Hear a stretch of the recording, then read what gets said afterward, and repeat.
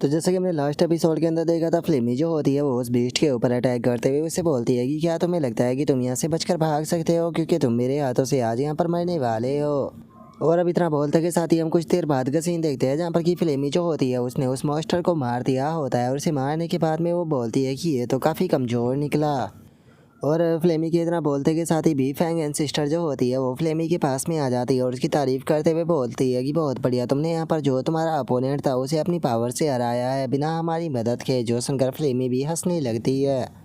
और अब हम देखते हैं कि उस मॉन्स्टर की बॉडी के अंदर से वाउचर ऑफ फायर जो होता है वो निकलकर सीधे जो फ्लेमी होती है उसकी बॉडी के अंदर चला जाता है, जिस कारण फ्लेमी की पावर बढ़ने लगती है। और हमें बताया जाता है कि उसका फायर एलिमेंट बढ़ चुका है, फायर एलिमेंट की स्किल भी बढ़ चुकी है और उसकी जो ब्लड लाइन है वो भी इम्प्रूव हो चुकी है। और अब इस चीज़ को देखने के बाद में बी फैंग एंड सिस्टर जो होती है वो बोलती है कि बहुत बढ़िया, अगर तुम यहाँ पर कुछ और कंपटीटर जो है उन्हें हरा देती हो तो उसके बाद में यहाँ पर तुम्हारी ब्लड लाइन जो है वो कम्प्लीटली ट्रांसफॉर्मेशन पर पहुँच जाएगी। जो सुनने के बाद में गाओ पैंग पूछता है कि ये आखिर कंप्लीट ट्रांसफॉर्मेशन क्या है। और इतना बोलने के बाद में गाओ पैंग जो होता है वो अपने मन में सोचता है कि आखिर अब ये क्या चीज़ है और जो सिस्टम है उसने आखिर मुझे इस बारे में क्यों नहीं बताया। और गाओ पैंग के इतना सोचते के साथ ही बी फैंग एंड सिस्टर जो होती है वो गाओ पैंग को बताती है कि हर एक ट्रांसफॉर्मेशन जो है वो यहाँ पर लगातार इसकी स्ट्रेंथ को बढ़ाएगी, जिस कारण ये खुद को इवॉल्व कर पाएगी। जो सुनकर गाओ पैंग बोलता है कि ठीक है, अब कुछ चीज़ें मेरी समझ में आ रही है। इसके कहने का मतलब है कि यहाँ पर जो वाउचर ऑफ फायर है वो फ्लेमी को यहाँ पर इम्प्रूव जो है वो कर रहा है और उसकी क्वालिटी को बढ़ा रहा है। अब समझ में आया कि सभी मॉन्स्टर जो है वो यहाँ पर वाउचरों को प्राप्त क्यों करना चाहते हैं। असल में वो यहाँ पर जो अपनी इम्प्रूव क्वालिटी है उसे बढ़ाना चाहते हैं। इस तरह से अगर देखा जाए तो उन्हें यहाँ पर किसी भी प्रकार का हार्ड वर्क करने की कोई ज़रूरत नहीं है अपने एवोल्यूशन के मटेरियलों को ढूंढने के लिए, क्योंकि इस तरह से यहाँ पर एवोल्यूशन की 100% गारंटी होती है। इसीलिए सभी मॉन्स्टर जो है वो यहाँ पर वाउचरों के पीछे पागल है। और यहाँ पर हर एक एवोल्यूशन जो होता है वो उसके पाथ के ऊपर निर्भर करता है। यहाँ पर हम जिस पाथ को चूज़ करते हैं हमारा एवोल्यूशन भी उसी प्रकार का होता है। तो इसीलिए मैं देखना चाहूँगा कि यहाँ पर वाउचर ऑफ फायर की मदद से जो फ्लेमी है वो किस प्रकार इवोल्व करती है। और अब गाँव पैंग के इतना सोचते ही हम कुछ देर बाद का सीन देखते हैं, जहाँ पर कि फ्लेमी जो होती है वो अपना दूसरा अपोनेंट जो होता है उसके पास में आ चुकी होती है। और अब जो फ्लेमी का अपोनेंट होता है वो भी अचानक से अपनी जो फायर होती है उसे रिलीज करने लगता है। और अब फ्लेमी के अपोनेंट को देखने के बाद में जो बी फैंग एंड सिस्टर होती है वो बोलती है कि इस बार फ्लेमी के लिए काफ़ी ज़्यादा प्रॉब्लम जो है वो होने वाली है,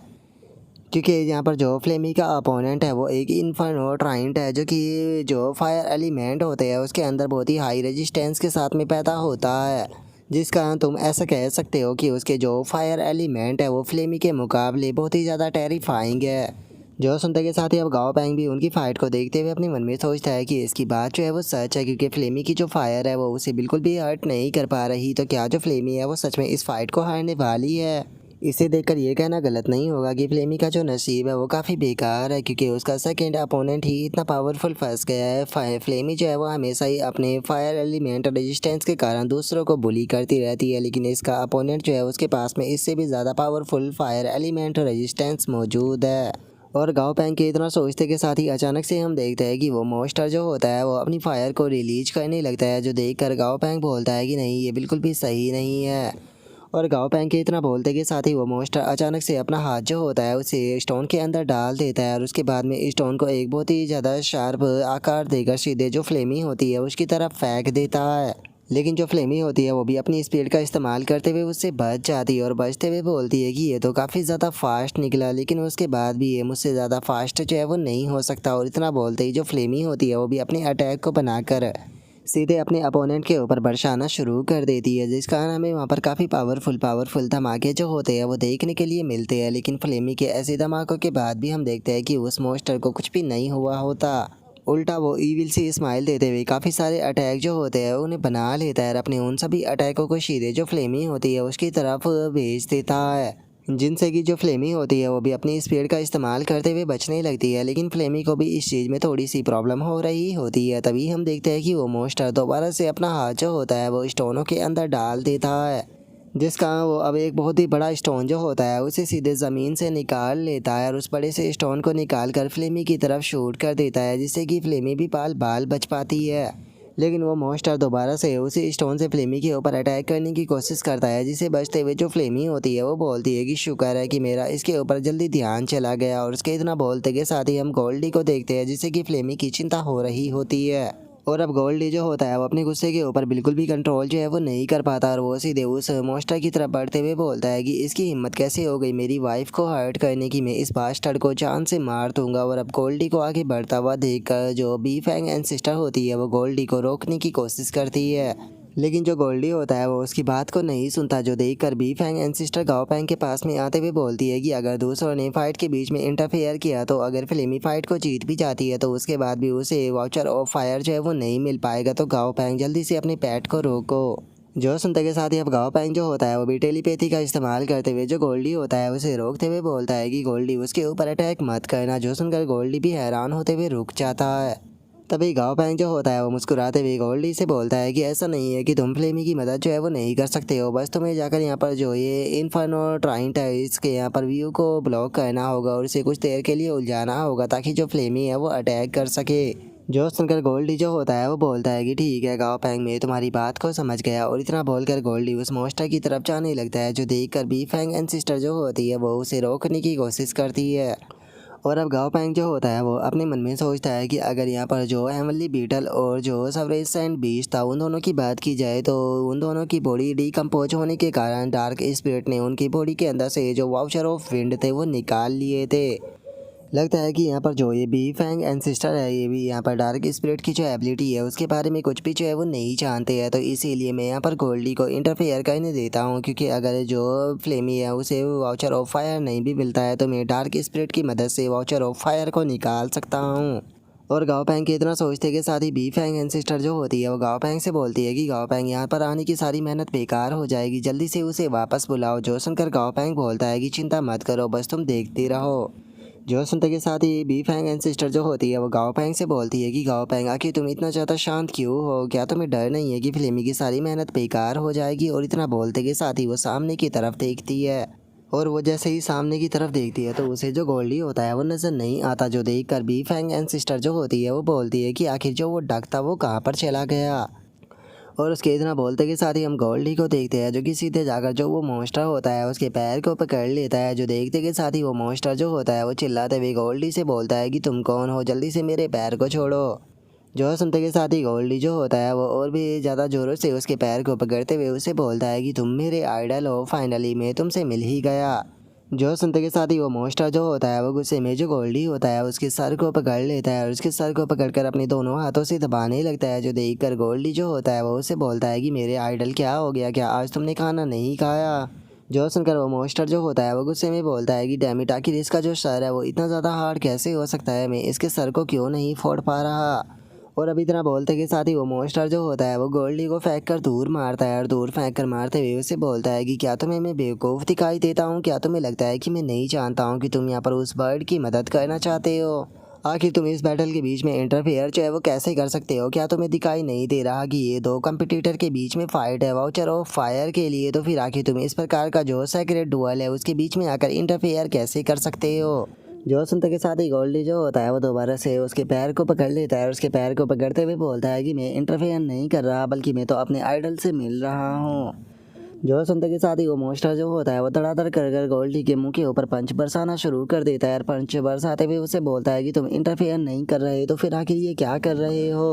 और इतना बोलकर वो मॉन्स्टर अपनी पूरी पावर से गोल्डी के ऊपर पंच बरसाने लगता है, लेकिन हम देखते हैं कि उसके पंचों से जो गोल्डी होता है उसे कुछ भी नहीं हो रहा होता। और इस चीज़ को देखने के बाद में गाओ पैंग जो होता है वो अपने मन में सोचता है कि इन्फर्नो ट्राइंट जो है वो देखने में तो बहुत ज़्यादा स्ट्रॉन्ग लगता है, लेकिन ये एक मैजिक टाइप मॉन्स्टर है जिसकी फिजिकल पावर जो है वो इतनी ज़्यादा नहीं है। और खासकर अगर इसका कंपैरिजन जो है वो गोल्डी से किया जाए तो इसके इस प्रकार के जो अटैक है वो गोल्डी का कुछ भी नहीं करने वाले। और उसके इतना बोलते के साथ ही जो फ्लेमी होती है वो भी इस चीज़ को देखते हुए बोलते हैं कि यार तुम्हारे जो ये एफर्ट है वो ये उसके ऊपर पूरी तरह से बेकार जो है वो जाने वाले हैं। और इतना बोलते के साथ ही जो फ्लेमी होती है वो पीछे से उस मॉन्स्टर के ऊपर अटैक करने लगती है और फ्लेमी का जो अटैक होता है वो सीधे आकर जो वो मॉन्स्टर होता है उसे टकरा जाता है। जो देखकर वो मॉन्स्टर भी हैरान होने लगता है और तभी हम देखते हैं कि फ्लेमी की जो फायर होती है वो उसकी पूरी बॉडी पर चिपकने लगती है। जो देखने के बाद में वो मॉन्स्टर घबराते हुए बोलता है कि नहीं ये तो सोल पावर है। और अब इतना बोलकर वो मॉन्स्टर जो होता है वो अपने सर को पकड़कर जोर जोर से चिल्लाने लगता है और चिल्लाते हुए बोलता है कि नहीं ये बिल्कुल भी सही नहीं है, तुम लोगों ने यहाँ पर चीटिंग की है। जो सुनते के साथ ही फ्लेमी जो होती है वो गुस्से में उस मॉन्स्टर से बोलती है कि बेफालतू की मेरे ऊपर इल्ज़ाम लगाना बंद करो। आखिर तुम ऐसा कैसे कह सकते हो कि मैंने चीटिंग की है, जबकि मैं यहाँ पर पूरी तरीके से फेयर तरीके से फ़ाइट कर रही हूँ। जो सुनते के साथ ही जो गोल्डी होता है वो उस मॉन्स्टर से बोलता है कि अगर बात की जाए मेरी, तो मैं तो यहाँ पर तुम्हारा फ़ैन हूँ, तो इसीलिए तुम्हें मेरी चिंता करने की कोई ज़रूरत नहीं है, तुम मेरे आइडल हो। जो सुनते के साथ ही अब जो वो बीस्ट होता है उसे गोल्डी के ऊपर बहुत ही ज़्यादा गुस्सा आने लगता है और वो गुस्से में बोलता है कि तुम बास्टर्ड कहीं के तुम्हारे कारण यहाँ पर पूरी सीक्रेट बैटल जो है वो बेकार हो चुकी है। और इतना बोलते बोलते ही हम देखते हैं कि अचानक से ही वो मॉन्स्टर जो होता है वो ज़मीन पर गिरकर वहीं पर ही मर जाता है। और अब उस मॉन्स्टर के मरते के साथ ही उसकी बॉडी के अंदर से जो वाउचर ऑफ फायर होता है वो भी निकल कर सीधे जो फ्लेमी होती है उसकी बॉडी के अंदर चला जाता है, जिसका जो फ्लेमी होती है उसकी भी पावर बढ़ना शुरू हो जाती है। और उसके बाद में अब जो फ्लेमी होती है वो गोल्डी के पास में आ जाती है और उसके पास में आते हुए उससे बोलती है कि तुम बेवकूफ़ कहीं कि तुम ठीक तो हो ना। जो सुनने के बाद में गोल्डी जो होता है वह हंसते हुए उससे बोलता है कि चिंता मत करो, ये छोटे मोटे अटैक मेरे कुछ नहीं कर सकते, मैं पूरी तरह से ठीक हूँ। जो सुनते के साथ ही अब गाँव पैंग जो होता है वो सिली को निकाल लेता है। सिली को निकालते हुए उससे बोलता है कि ठीक है सिली, यहाँ पर जो फ्लेमी और गोल्डी है दोनों को हील कर दो।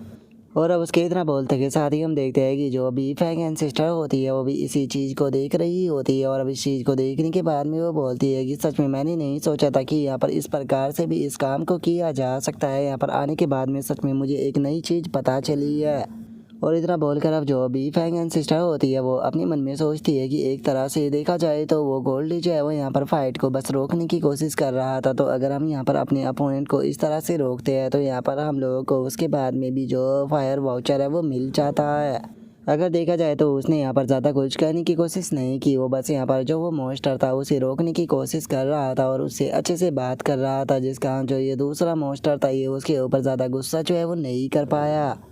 और वहीं इस मौके का फ़ायदा उठाकर दूसरी तरफ से जो फ्लेमी थी वो लगातार उसके ऊपर अटैक जो है वो कर रही थी, जिसका जो फ्लेमी थी उसकी आसानी से जीत हो गई। और उसके इतना बोलते के साथ ही जो गाओ पैंग होता है वो उस मॉन्स्टर की डेड बॉडी को अपने पास में रख लेता है। और उसके बाद में वो गाओ पैंग वहाँ से जाते हुए बोलता है कि चलो हमारा जो अगला अपोनेंट है वो हमारा इंतज़ार कर रहा है, तो उसे ज़्यादा देर इंतज़ार नहीं कराते। जो सुनकर बी फैंग एंड सिस्टर अपने मन में सोचती है कि सच में ये ह्यूमन बिल्कुल भी नॉर्मल पर्सन नहीं है। और अब इतना सोचकर बी फैंग एंड सिस्टर जो होती है वो बाकी की बी फैंग से बोलती है कि चलो हम भी लोग भी चलते हैं। जो सुनकर दूसरी बी फैंग जो होती है वो भी उसे ओके एल्डर बोल देती है।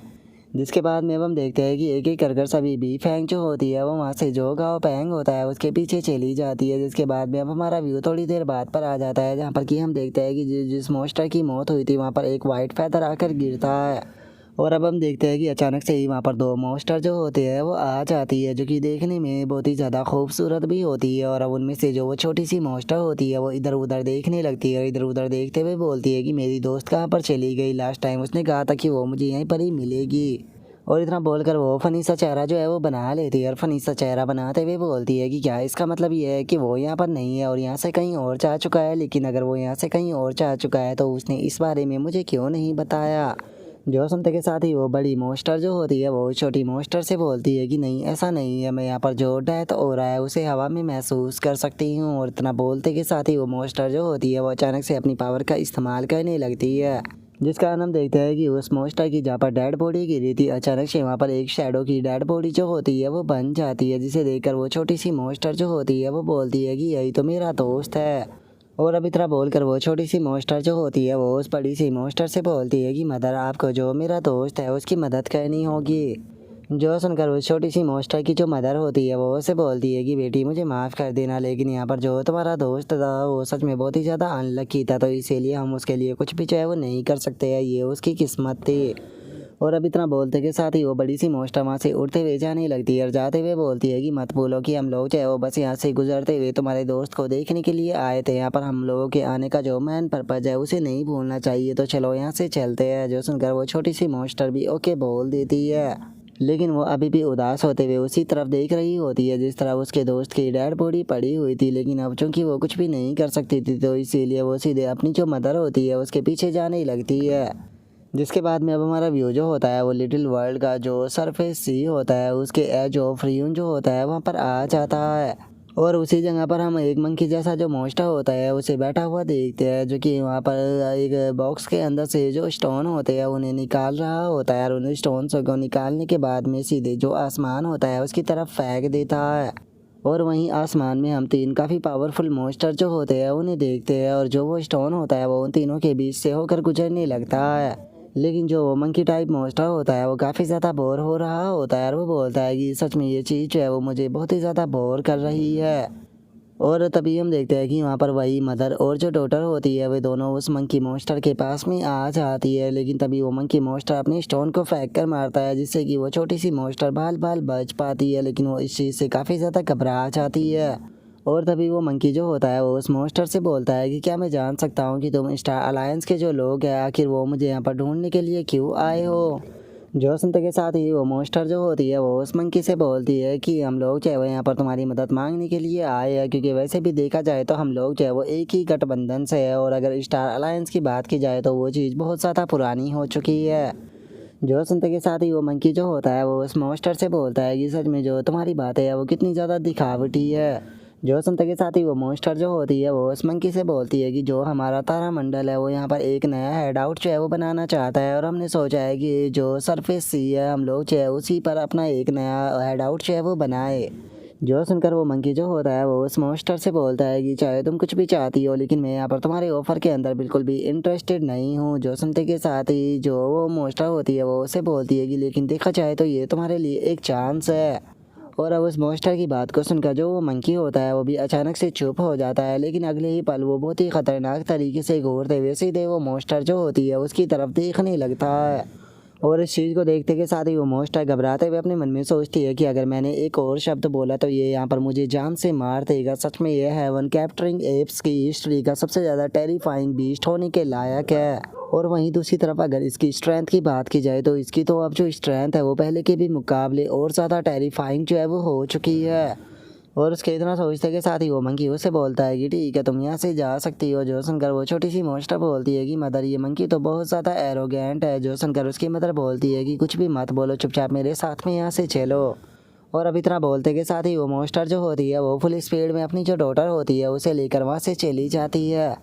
और अब उस मॉन्स्टर के वहाँ से चले जाने के बाद में जो वो मंकी होता है वो बोलता है कि सच में स्टार अलायंस के ये जितने भी लोग हैं ये लोग केवल उसी चीज़ को देख पाते हैं जो कि बस इनकी आंखों के सामने होती है। और अब इतना बोलते के साथ ही वो मॉन्स्टर जो होता है वो अचानक से अपने हाथ को आसमान की तरफ बढ़ाने लगता है और अगले ही पल हम देखते हैं कि वे तीनों मॉन्स्टर जो आसमान में थे उन्हें वो एक ही पल में पकड़ लेता है और पकड़ते के साथ ही सीधे तीनों के तीनों मॉन्स्टर जो होते हैं उन्हें खा जाता है। और उन तीनों मॉन्स्टरों को खाने के बाद में जो मंकी होता है वो दोबारा से लेट जाता है। लेटते हुए बोलता है कि सच में ये चीज़ जो है वो कितनी ज़्यादा बोरिंग है। और अब उसके इतना बोलते के साथ ही हमारा व्यू जो होता है वो दोबारा से गाओ फैंग के पास में आ जाता है जो कि बी फैंग एंसेस्टरों के साथ में आगे की तरफ बढ़ रहा होता है। और तभी बी फैंग एंसेस्टर जो होती है वो इधर उधर देखते हुए बोलती है कि ये चीज़ तो बहुत ज़्यादा अजीब है, यहाँ पर आखिर इतनी ज़्यादा शांति क्यों है, यहाँ पर तो कोई भी नजर नहीं आ रहा। और उसके इतना सोचते के साथ ही गाओ पैंग जो होता है वो उससे बोलता है कि ओल्ड बी फैंग क्या हो गया। जो सुनकर बी फैंग एंड सिस्टर उससे बोलती है कि आखिर तुम यहाँ पर इस तरह से अकेले अकेले क्यों चल रहे हो, तुम्हें फॉर्मेशन के अंदर रहना चाहिए। तुम इस जगह के बारे में कुछ भी नहीं जानते हो। इस जगह पर बहुत सारे जाइंट मॉन्स्टर जो है वो मौजूद है जो कि बहुत ही बड़े प्रॉब्लम क्रिएट कर सकते हैं। अगर तुम गलती से उनके चेहरे के पास में चले गए तो उसके बाद में मैं भी तुम्हें नहीं बचा पाऊंगी। जो सुनते के साथ ही जो गाओ पैंग होता है वो इधर उधर देखने लगता है। इधर उधर देखते हुए अपने मन में सोचता है कि लेकिन यहाँ पर तो मुझे कोई भी वॉइड टाइप बीस्ट जो है वो नजर नहीं आ रहा। और गाओ पैंग के इतना सोचते के साथ ही पीछे एक बी फैंग जो होती है वो बोलती है कि सच में ये जगह तो बहुत ही ज़्यादा बेकार हालत में है। मैंने नहीं सोचा था कि यहाँ पर एक भी स्पिरिचुअल टनल जो है वो मौजूद नहीं होगा। लगता है कि हम लोगों को ऐसे ही सीधे होकर जाना होगा। जो सुनते के साथ ही दूसरी बी फैंग बोलती है कि हाँ तुमने सही कहा। और उसके इतना बोलते के साथ ही अचानक से गाओ पैंग को सामने की तरफ कोई चीज़ जाते हुए नजर आती है और हमें पता चलता है कि ये वही मॉन्स्टर होती है जो कि अपने डॉटर के साथ में जा रही होती है। लेकिन जो गाओ पैंग होता है वो उस मॉन्स्टर का नाम या फिर जो लेवल होता है वो नहीं देख पाता। और इस चीज़ को देखकर गाओ पैंग जो होता है वो अपने मन में सोचता है कि जो सिस्टम है वो मुझे यहाँ पर इस मॉन्स्टर का नाम और इन्फॉर्मेशन जो है वो नहीं दिखा रहा, जिसका मतलब ये वही टाइप बीस्ट जो है वो सच में बहुत ज़्यादा खतरनाक होगा। और गांव पैंग के इतना सोचते ही अचानक से उसे वहाँ पर एक वाइट टनल जो होता है वो नज़र आने लगता है, जिसे देखकर बी फैंग एंसेस्टर बोलती है कि चलो इसके अंदर चलते हैं। और इतना बोलते के साथ ही अब वे लोग उस टनल से होते हुए दूसरे एरिया में आ जाते हैं।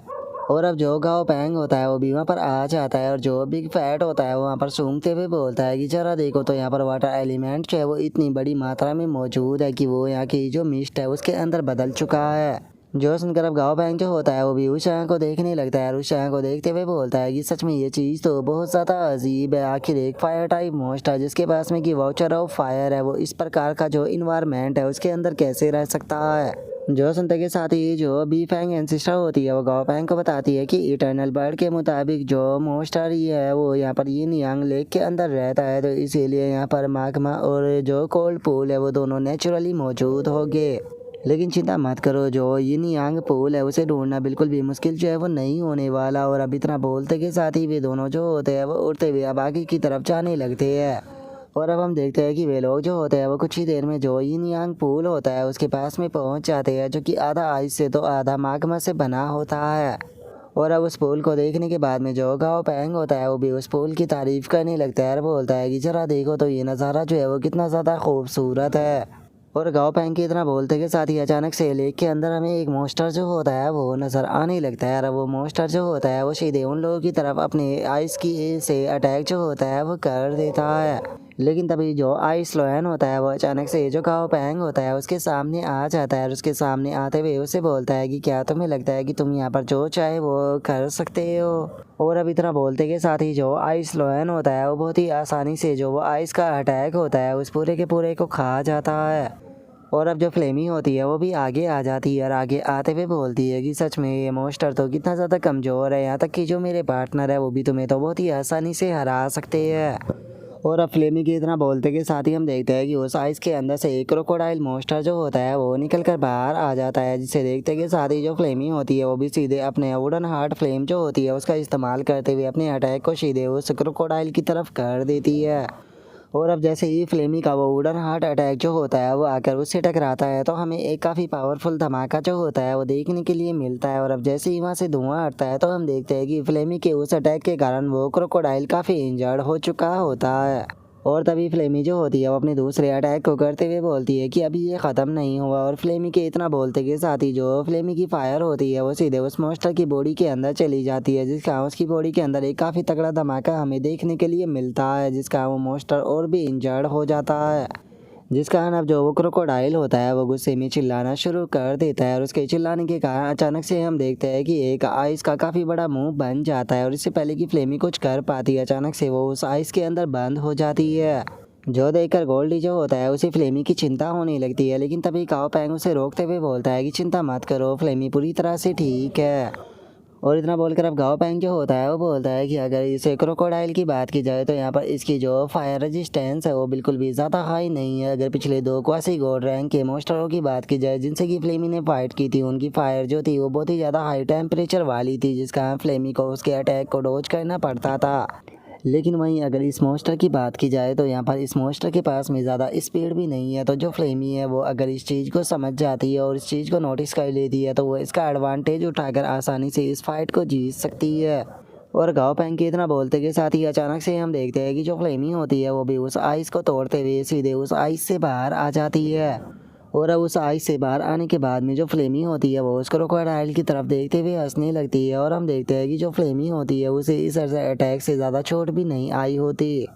और अब फ्लेमी को अपने अटैक को इस तरह से नाकाम करता हुआ देखने के बाद में जो वो क्रोकोडाइल होता है वो भी इस चीज़ को देखकर काफ़ी ज़्यादा हैरान जो है वो रह जाता है। और तभी हम देखते हैं कि जो फ्लेमी होती है वो अपना फायर अटैक जो होता है वो सीधे उस मोस्टर के ऊपर कर देती है, जिसका उस मोस्टर की पूरी बॉडी के ऊपर आग लगना शुरू हो जाती है। जो देखकर फ्लेमी जो होती है वो बोलती है कि फाइनली ये चलना शुरू हो गया। और अब फ्लेमी के इतना बोलते के साथ ही हम देखते हैं कि गाओ पैंग और उसके बाकी के सभी पेट जो होते हैं वो वहाँ पर फ्लेमी को चेयर करते हुए उसके लिए ताली बजाना शुरू कर देते हैं। जो देखकर फ्लेमी जो होती है वो उन लोगों के ऊपर चिल्लाते हुए उन लोगों से बोलती है कि क्या इस बार मैंने बिना तुम लोगों की मदद के अकेले ही नहीं यहाँ पर क्वासी गोल्ड लेवल के इस मोस्टर को नहीं हराया है, तो फिर आखिर तुम लोग जो है वो इतने ज़्यादा खुश क्यों हो रहे हो। और फ्लेमी के इतना बोलते के साथ ही जो वाउचर ऑफ फायर होता है वो सीधे फ्लेमी की तरफ आने लगता है, जिससे कि फ्लेमी जो होती है वो भी खाने लगती है। और उसे खाते हुए जो फ्लेमी होती है वो बोलती है कि इस टाइम पर मैं अपनी बॉटल नेक पर जो है वो पहुंच चुकी हूँ और मुझे ऐसा फील हो रहा है कि अगर मैं एक और वाउचर को यहाँ पर खा लेती हूँ तो उसके बाद में मैं इवॉल्व हो जाऊँगी। और उसके इतना बोलते के साथ ही हमारा व्यू जो होता है वो बी फैंग एंसेस्टर के ऊपर आ जाता है, जो कि फ्लेमी को देखते हुए बोलती है कि सच में ये फाइट काफ़ी ज़्यादा अमेजिंग थी, हमें यहाँ पर कुछ भी करना नहीं पड़ा। जो सुनकर एक और बी फैंग बोलती है कि सिस्टर फ्लेमी तो बहुत ज़्यादा ग्रेट है। और इतना बोलते ही के साथ ही अचानक से जो बी फैंग एंसेस्टर होती है वो किसी चीज़ को देखकर हैरान रह जाती है, क्योंकि हमें पता चलता है कि अचानक से जो वॉइड होता है वो फट चुका होता है, जिसके अंदर से एक क्लो जो होता है वो निकल कर आने लगता है। और अब उस चीज़ को देखते के साथ ही जो बी फैंग एंसेस्टर होती है वो भागते हुए गाओ पैंग के पास में आने लगती है और बोलती है कि गाओ पैंग, चीज़ें जो है वो चेंज हो चुकी है, हम लोगों को जल्दी से इस वर्ल्ड को छोड़कर जाना होगा। जो सुनकर गाओ पैंग बोलता है कि ठीक है, मैं समझ गया, चलो यहाँ से निकलते हैं। और इतना बोलकर गाओ पैंग वहाँ से जाने ही वाला होता है, लेकिन तभी अचानक से गाओ पैंग के सामने कोई अपेयर हो जाता है और हमें पता चलता है कि वो एक मॉन्स्टर होता है, जो कि गाओ पैंग को रोकते हुए बोलता है कि प्लीज़ 1 मिनट रुक जाइए। और अब उस मॉन्स्टर को देखने के बाद में गाओ पैंग जो होता है वो अपने मन में सोचता है कि ये तो मिड टीयर का एक हाई कोड है, जिसकी कि यहाँ पर जो ट्री पाथ रूल है वो यहाँ पर 18.2% है। और गाओ पैंग के इतना सोचते के साथ ही वो गोड जो होता है वो गाओ पैंग से बोलता है कि मैं तुम लोगों को काफ़ी लंबे टाइम से ऑब्जर्व जो है वो कर रहा हूँ, और मैं इस चीज़ को भी जानता हूँ कि यहाँ पर जो इस जेड वाटर पूल के अंदर जो क्रोकोडाइल था तुमने उसे मार दिया है। जो सुनकर गाओ पैंग जो होता है वो उस मॉन्स्टर से बोलता है कि हाँ, ये बात सच है कि हमने उस मॉन्स्टर को यहाँ पर मारा है, तो क्या हो गया, क्या तुम उसका बदला हम लोगों से लेने वाले हो। जो सुनकर वो मॉन्स्टर जो होता है वो गाओ पैंग को मना करते हुए उसे बोलता है कि नहीं नहीं, मेरा यहाँ पर तुम लोगों से किसी भी प्रकार का बदला लेने का कोई भी इरादा नहीं है, मैं तो बस तुम लोगों को ऐसे ही बता रहा था, मेरा यहाँ पर चोट पहुँचाने का कोई इरादा नहीं है। और इतना बोलते के साथ ही अब गाँव पर वो मॉन्स्टर जो होता है वो गाँव पैंग को उस क्लो की तरफ इशारा करने लगता है और उसकी तरफ इशारा करते हुए बोलता है कि जैसा कि तुम देख ही सकते हो कि हमारे वर्ल्ड के ऊपर अटैक जो है वो हुआ है, मैं चाहता हूँ कि तुम लोग जो है वो यहाँ पर हमारी मदद करो, ताकि हम जो ये इविल स्पिरिट है फॉर्जिन रियलम की इसे यहाँ से भगा सके। और अब उस मॉन्स्टर की इस बात को सुनकर गाओ पैंग जो होता है वो उस मॉन्स्टर को मना करते हुए उससे बोलता है कि प्लीज़ इस चीज़ के लिए मुझे माफ़ कर देना, लेकिन मुझे नहीं लगता कि मैं यहाँ पर आपकी किसी भी प्रकार की मदद कर सकता हूँ। और अब इतना बोलते के साथ ही गाओ पैंग जो होता है वो अपने पेट के साथ में वहाँ से जाने लगता है। और अब हम देखते हैं कि उस मॉन्स्टर के पास में एक और मॉन्स्टर जो होता है वो आ जाता है, जो कि उसके पास में आते हुए उससे बोलता है कि मैंने तुम्हें कहा था कि वे लोग तुम्हारी बात को नहीं मानेंगे, सच में तुम एक नंबर के बेवकूफ़ हो। जो सुनते के साथ ही वो मॉन्स्टर जो होता है वो दूसरे वाले मॉन्स्टर से बोलता है कि हाँ, मैं जानता था, लेकिन उसके बाद भी मैं एक बार ट्राई कर देखना चाहता था। जो सुनकर अब वो दूसरा मॉन्स्टर जो होता है वो उसे बोलता है कि ओल्ड लोच, आखिर अब तुम यहाँ पर क्या कहने के बारे में सोच रहे हो, मुझे लगता है कि तुम्हें भी हमारे साथ में इस वर्ल्ड को छोड़कर चलना चाहिए। जो सुनते के साथ ही वो मॉन्स्टर जो होता है वो दूसरे मॉन्स्टर को मना करते हुए उसे बोलता है कि नहीं, तुम लोग चाहे वो यहाँ से जा सकते हो, क्योंकि मैं इस जगह को छोड़कर जो है वो नहीं जाने वाला। और अब इतना बोलते के साथ ही अचानक से वो अपने जो टेंटिकल होते हैं उसे ज़मीन के अंदर धंसाने लगता है।